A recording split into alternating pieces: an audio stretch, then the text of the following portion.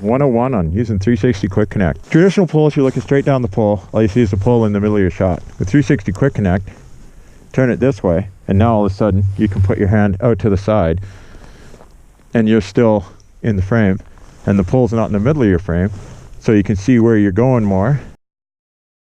So you can pull it out here to the side and still get an amazing shot. So let's go see what it looks like. Let's go find some pow in the trees.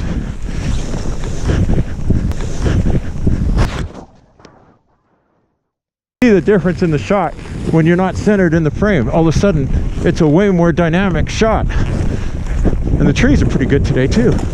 Can you believe this is a Saturday? And then the other thing you can do is grab it, rotate it, all of a sudden it's your backhand shot.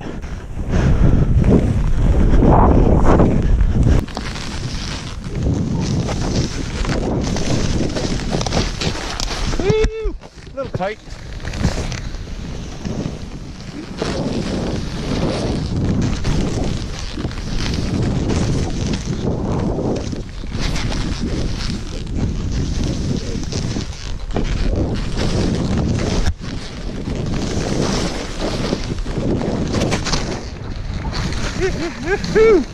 I love this place.